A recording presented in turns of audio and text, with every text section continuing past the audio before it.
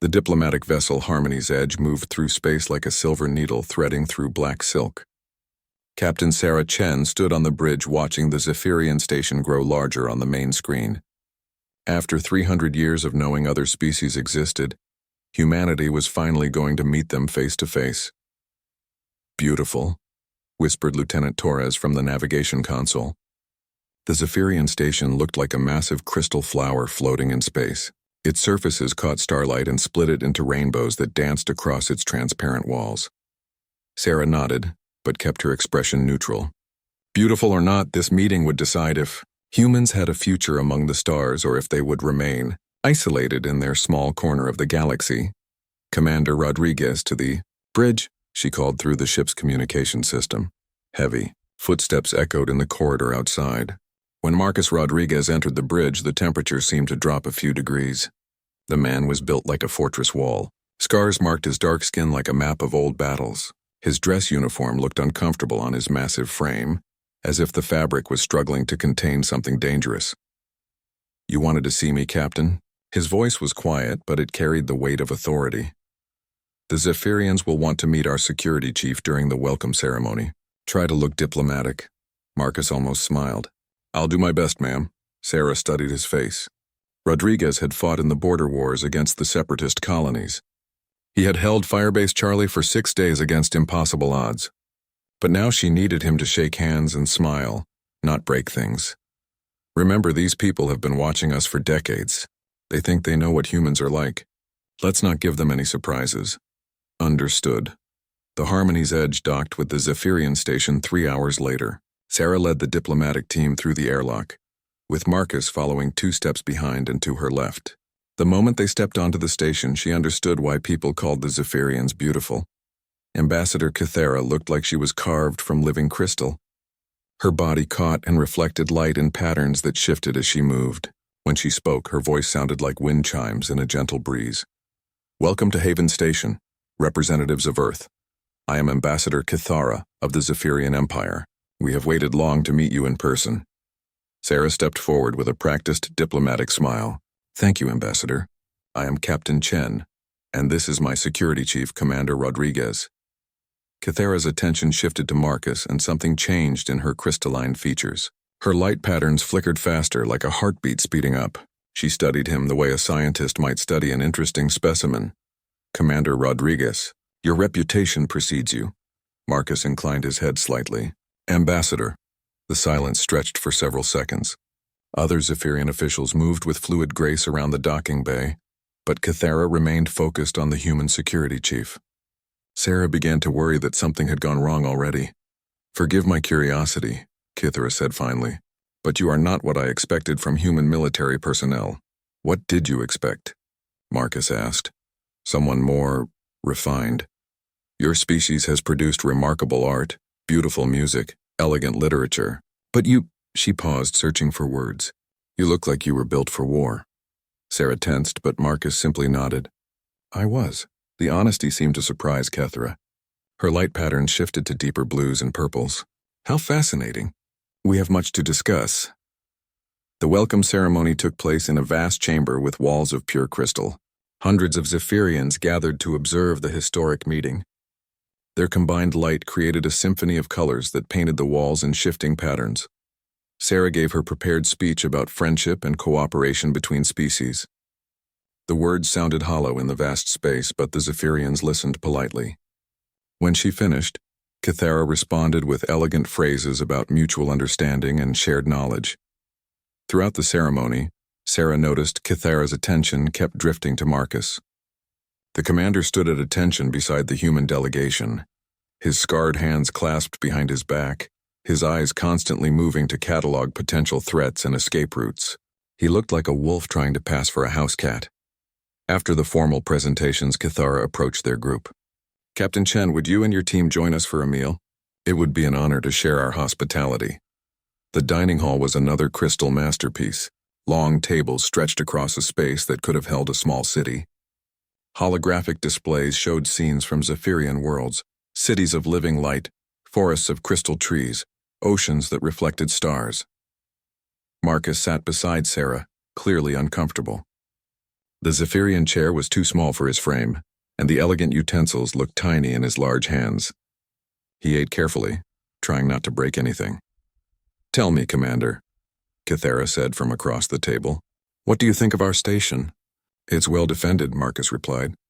"Good sight lines, multiple escape routes, strong structural points for emergency barricades."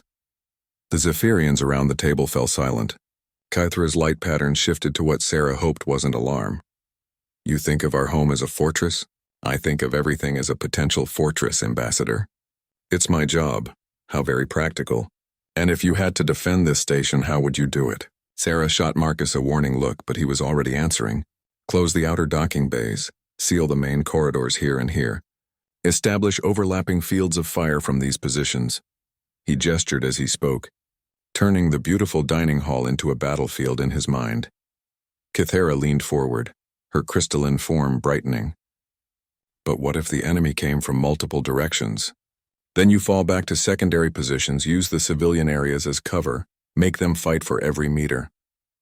And if retreat became necessary? You don't retreat until everyone else is safe. That's the job." The dining hall remained quiet. Sarah realized that every Zephyrian in the room was staring at Marcus with the same fascination as Kythera. It was like they had never seen anything like him. "Remarkable," Kythera whispered. "You think of warfare as personal responsibility. What else would it be? For us, war is mathematics. We calculate probabilities, optimize outcomes, minimize losses. When the equation shows defeat is certain, we withdraw to preserve resources for future victories." Marcus considered this. "And if withdrawing means innocent people die? Then we weigh the cost of those lives against the strategic value of our forces." "I see." Marcus set down his utensil carefully. "That's the difference between us then." "What difference?" "You fight to win. We fight because someone has to." Kythera's light patterns shifted to deep gold, a color Sarah had not seen before. The ambassador stared at Marcus for a long moment, as if trying to solve a puzzle she had never encountered. "Your species is more complex than our intelligence suggested," she said finally. Sarah smiled diplomatically. "We try to be full of surprises," but as the evening continued, she noticed Kythera's attention never left Marcus. The Zephyrian ambassador watched him like she was trying to understand a new form of physics, and despite his uncomfortable formal behavior, Marcus seemed to sense her attention. He answered her questions with careful honesty, describing human military philosophy in simple terms. Neither of them knew that in less than 12 hours, everything would change. Neither of them knew that Marcus Rodriguez would soon show the entire Zephyrian Empire what human warfare really looked like, and neither of them knew that Kythera would whisper words that would reshape the alliance between their species. Marcus woke to the sound of alarms screaming through the station. His hand found his sidearm before his feet hit the floor. 3 years of combat had taught him to trust his instincts, and right now they were telling him something was very wrong. The lights in his guest quarters flickered from the soft blue glow the Zephyrians preferred to harsh emergency red. Through his window, he could see ships moving in space. Too many ships coming too fast. His communicator crackled to life. "All human personnel report to the diplomatic section immediately. This is not a drill." Marcus was dressed and armed in 30 seconds. He ran through corridors filled with panicking Zephyrians, their crystalline forms flashing with rapid, chaotic colors. Whatever was happening, it had caught them completely by surprise. He found Captain Chen in the human delegation quarters, trying to establish contact with their ship. "Marcus, thank God. The Harmony's Edge is under attack." "By who?" "Unknown ships, moving in formation. The Zephyrians are calling general evacuation." She looked up from her communication console, and Marcus saw fear in her eyes. "They say it's the Devourers." Marcus had heard stories about the Devourers, ships that appeared from nowhere, fleets that consumed entire star systems, leaving nothing behind but empty space. Most people thought they were myths told to frighten children. "Orders, Captain? Get our people to the evacuation shuttles. The Zephyrians have promised us safe passage to their military vessels." Marcus nodded and moved toward the door, but something made him stop. In 3 years of fighting, he had learned to recognize the smell of a trap, and right now that smell was everywhere. "Captain, has anyone asked why the Devourers showed up here, right now?" during our first diplomatic meeting. Sarah paused in her work. You think this is connected to us? I think someone wanted us here when this happened. Through the station's crystal walls, they could see the battle unfolding in space. The human ship Harmony's Edge was fighting beside a small group of Zephyrian vessels, but the enemy fleet was massive. Dark ships that seemed to absorb light rather than reflect it, moving with purpose toward the station. Ambassador Kythera appeared in their doorway, her usual composed demeanor replaced by urgent flashing patterns of red and orange. Captain Chen, we must evacuate immediately. My ship is prepared to take your delegation to safety. What about the station personnel? Marcus asked. Those who can evacuate will evacuate. Those who cannot. Kythera's lights dimmed. We'll serve the greater strategic purpose. Marcus felt something cold settle in his stomach. You're abandoning them? Commander Rodriguez, please understand. The Devourer fleet numbers in the thousands. Haven Station cannot be defended. We must preserve our forces for more favorable engagements. There are civilians here. Families. Yes, their sacrifice will allow our military to regroup and plan a counterattack. Captain Chen stepped between them. We appreciate your offer, Ambassador, but we need to coordinate with our own ship first. Kythera's lights shifted to urgent yellow. Captain, there's no time. The Devourers will be in weapons range of the station within the hour. We must leave now. Marcus watched the Zephyrian ambassador carefully. Her body language, the way her lights flickered, the slight tremor in her voice. Everything screamed deception. Not fear. Not urgency. Guilt. How did they know? He asked quietly. I'm sorry? The Devourers. How did they know exactly when and where to find us? This is supposed to be a secret meeting. Kythera's crystalline form went perfectly still. For a moment, the only sound was the distant rumble of explosions as the space battle continued.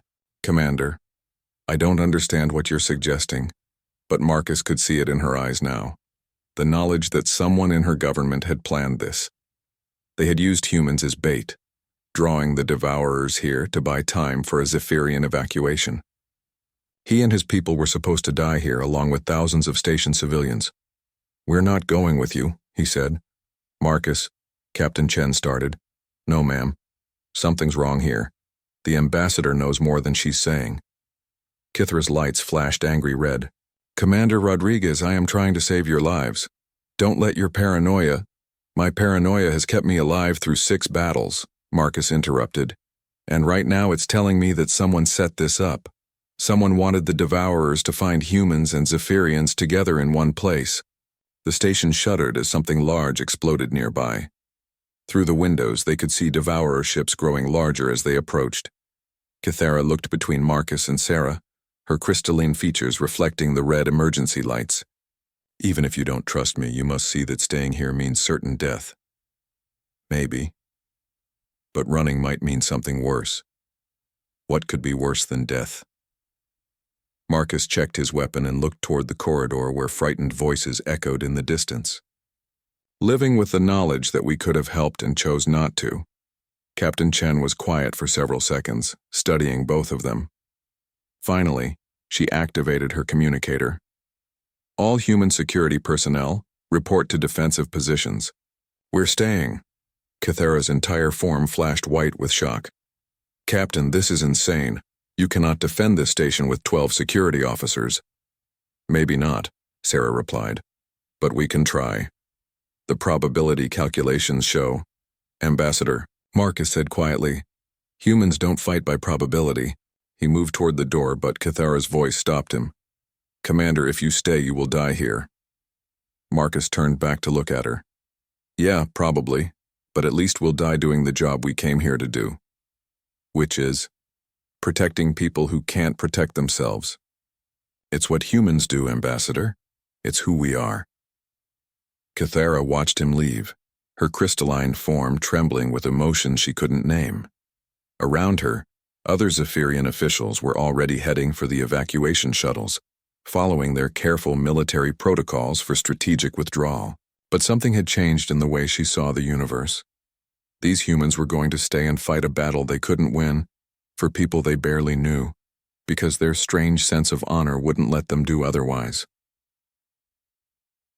As the first devourer, weapons began hitting the station's outer defenses. Kithara made a choice that would haunt her for the rest of her life. She followed her people toward the evacuation shuttles, leaving the humans behind to face the approaching darkness. But she could not stop watching through the observation windows as Marcus Rodriguez began organizing impossible defenses, rallying terrified civilians and somehow preparing to hold ground against overwhelming odds. For the first time in her life, a Zephyrian found herself questioning the mathematics of survival. From the observation deck of her evacuation ship, Kithara watched the impossible unfold. The Devourer assault ships had breached Haven Station's outer hull in 3 places. Their dark forms moved through the crystal corridors like parasites infecting a living body. According to every military calculation, the Zephyrian Empire had developed over thousands of years. The station should have fallen in minutes, but the humans were still fighting. "Replay Sector 7, she told her aide, leaning forward in her command chair. The holographic display showed Marcus Rodriguez in what had been an elegant reception hall 6 hours ago. Now it looked like the aftermath of an earthquake. Broken crystal furniture formed makeshift barriers. Emergency lights cast harsh shadows through smoke and debris. Marcus crouched behind an overturned table with 3 other humans and a group of Zephyrian civilians. His uniform was torn and stained with blood from a dozen small cuts. One sleeve hung in tatters where a Devourer energy blast had nearly found its mark, but he was still giving orders. "Torres, I need you and Yamato to cover the left approach. Wait until they're in the corridor, then hit them with everything you have. Don't try to be heroes. Fire 3 shots and move to position Beta." "What about the civilians, Commander?" Yamato asked, his voice tight with exhaustion. "They stay in the center behind the crystal barriers. If something happens to us, they know the route to the emergency shelter." Kithara's aide made a soft sound of confusion. "Ambassador, their tactical position is completely untenable. Why don't they surrender?" "Because," Kithara said slowly, "they don't know how." On the display, a new wave of Devourers poured into the reception hall. The creatures were nightmare made real.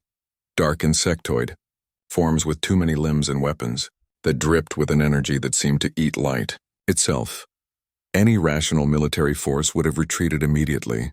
The humans were outnumbered 20-1, low on ammunition, and fighting in a compromised position with no hope of reinforcement. Instead, Marcus Rodriguez stood up. He stepped out from behind his cover, aimed his rifle and began firing with methodical precision. Each shot found its target. When the first Devourer fell, he shifted to the next one. When his rifle clicked empty, he drew his sidearm without missing a beat. "Now!" he shouted. The other humans moved like they were part of a single organism. Torres and Yamato flanked the approaching Devourers from both sides. Another security officer, Collins, Kithara thought, used a piece of broken crystal as a mirror to direct weapons fire around corners. But what amazed Kithara most was how they adapted. When their planned positions became untenable, they created new ones. When their weapons ran low, they improvised. Marcus grabbed a piece of twisted metal from the debris and used it to parry a Devourer's energy blade, before putting 3 shots center mass. "How is this possible?" her aide whispered. Kithara was beginning to understand.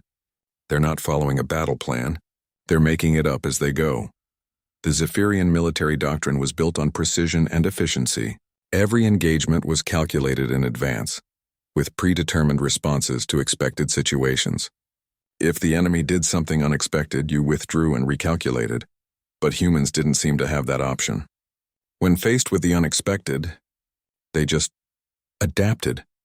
Instantly, instinctively. The display switched to another sector where 2 more human security officers were defending a medical bay full of wounded civilians. They had lost all their heavy weapons, but somehow they were still holding the corridor.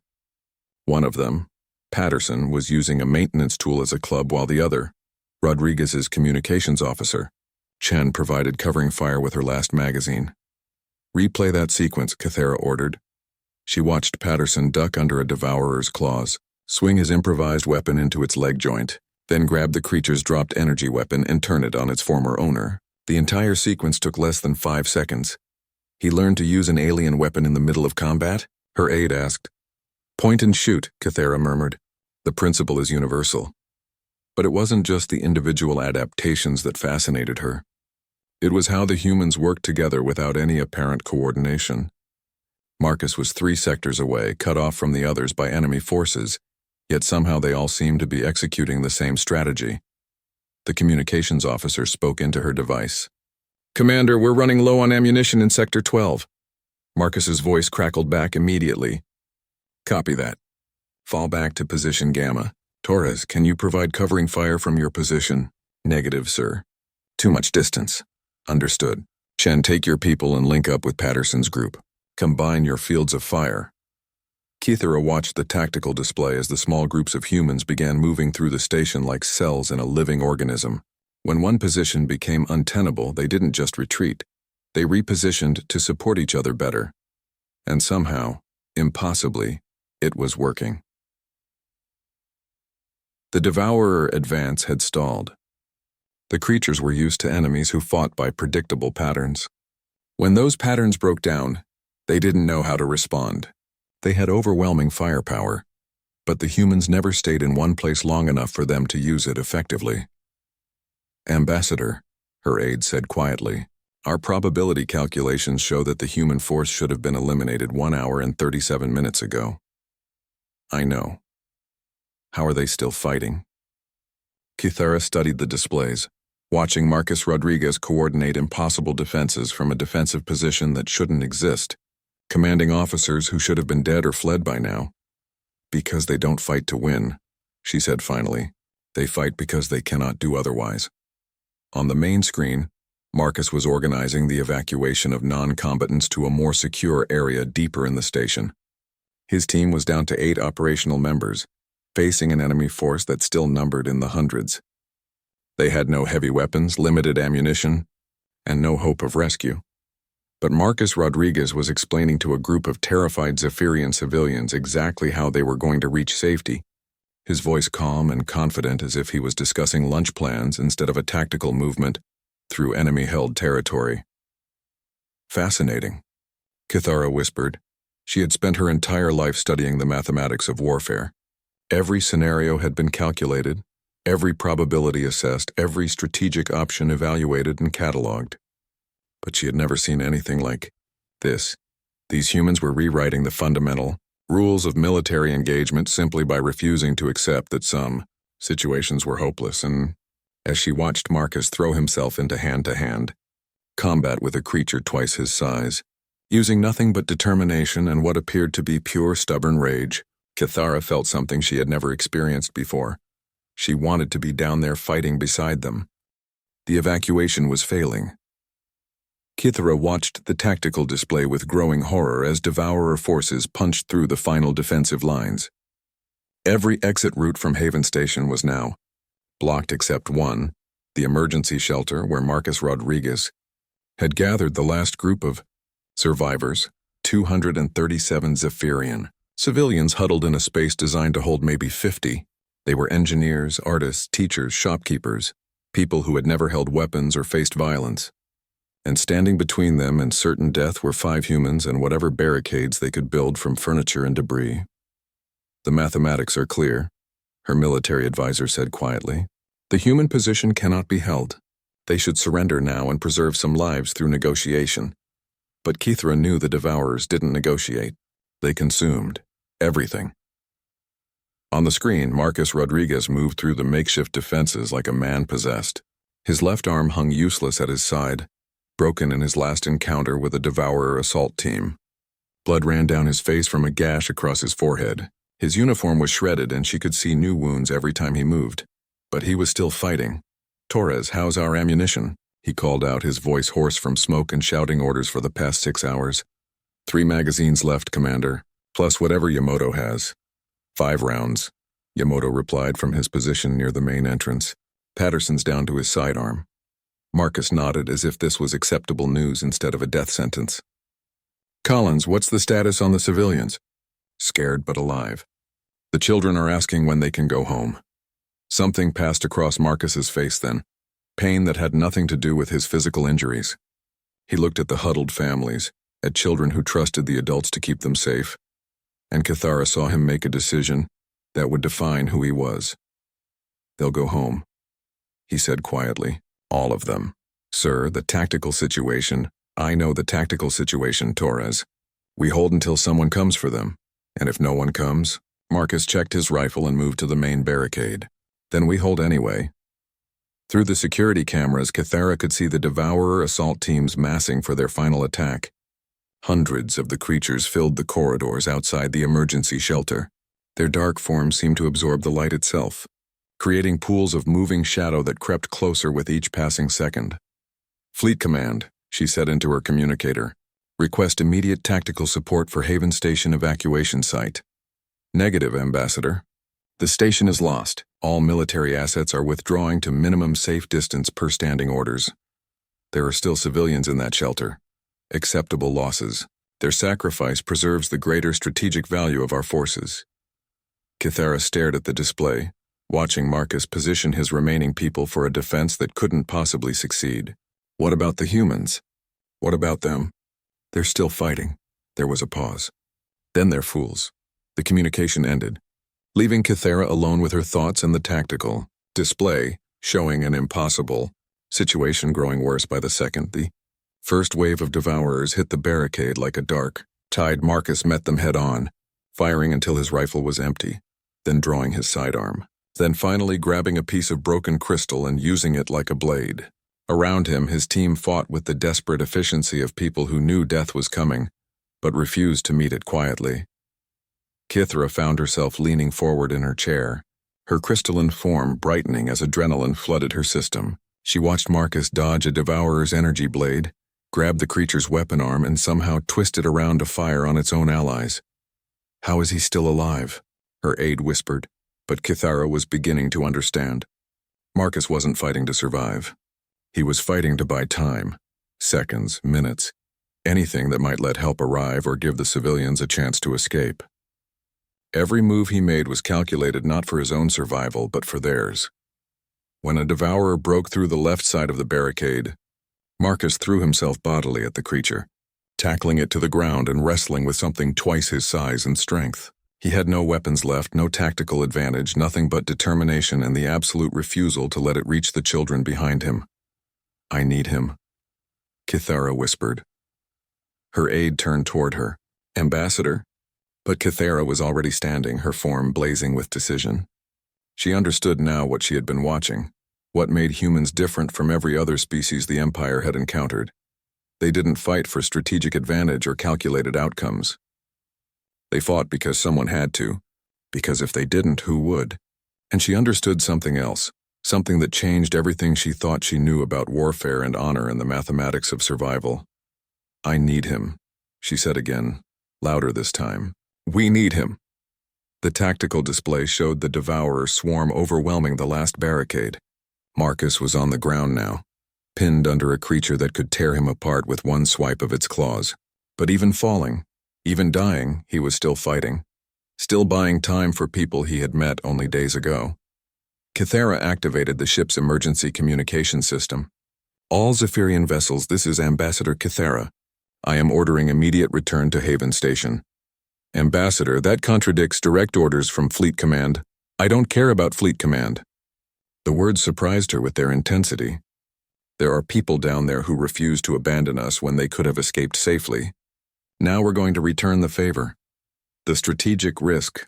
Some things are more important than strategy, Kythera said, watching Marcus Rodriguez somehow get back on his feet and place himself between the Devourers and a group of terrified children. Some people are worth any risk. Her fleet began turning back toward the station, moving against every principle of Zephyrian military doctrine. They were flying into a battle they couldn't win, to save people who were probably already dead, because a human security chief had shown them something they had never seen before. He had shown them what it meant to fight. Not because you could win, but because it was right. On the display, Marcus fell again. This time he didn't get up, but somehow, impossibly, the Devourers had stopped advancing. They seemed confused by an enemy who kept fighting even when defeat was mathematically certain. Their assault had stalled, giving Kythera's fleet precious minutes to reach the station. Hang on, she whispered to the screen, to the man who had changed everything she thought she knew about courage. Just hang on a little longer. Marcus woke to the sound of children laughing. The sound was so unexpected that for a moment he thought he was dreaming. The last thing he remembered was the weight of a devourer crushing down on him, claws reaching for his throat, and the certainty that he had failed to save the people depending on him. But the voices were real, young Zephyrian voices, chattering excitedly in their musical language, and underneath it all, the steady hum of a ship's life support systems. He tried to sit up and immediately regretted it. Pain shot through his left side and his vision blurred. A gentle hand pushed him back down onto what felt like the most comfortable medical bed in the galaxy. "Easy, Commander. You've been unconscious for 36 hours. He turned his head and saw Captain Chen sitting beside his bed. She looked tired but unharmed, and her expression was a mixture of relief and something else he couldn't identify. "The civilians?" His voice came out as a croak. "Safe. All of them." She handed him a cup of water. "You held long enough." Marcus drank carefully, trying to piece together his scattered memories. The last stand at the emergency shelter, the overwhelming devourer assault, the growing certainty that they were all going to die. How? The Zephyrian fleet came back. Ambassador Kythera convinced them to return against direct orders from their military command. That made no sense. Everything he had learned about Zephyrian tactics said they would never risk valuable military assets for a lost cause. Why would they do that? Captain Chen smiled. Apparently someone showed them that strategic calculations don't cover everything. The medical bay door opened and Ambassador Kythera entered. Her crystalline form was dimmer than Marcus remembered. As if she was tired in ways that went beyond physical exhaustion, she approached his bed slowly, her light patterns shifting to colors he had never seen before. "Commander Rodriguez, I am pleased to see you awake." Marcus studied her face, looking for answers to questions he didn't know how to ask. "Ambassador, thank you for coming back. I should be thanking you." She moved closer, and he could see something had fundamentally changed in her demeanor. The composed diplomatic mask was gone, replaced by something more raw and honest. "You saved my people even after we tried to abandon you. That's the job." "No," Kythera said firmly. "That is not the job. The job is to protect your own people and advance your own interests. What you did..." She paused, searching for words. "What you did was something else entirely." Marcus tried to sit up again, and this time Chen helped him get comfortable against the raised back of the medical bed. Through the small window he could see the stars moving slowly past as their ship traveled through space. "Where are we going?" "Zephyrian space," Chen replied. "The Empire has called for an emergency session of their High Council. They want to discuss a new kind of alliance with humanity." "What kind of alliance?" Kythera's light patterns shifted to deep gold. "The kind where we fight together instead of calculating against each other." Marcus considered this. "What changed their minds?" "You did." Kythera moved to the chair on the other side of his bed. "For 3,000 years we have based our military doctrine on mathematical principles.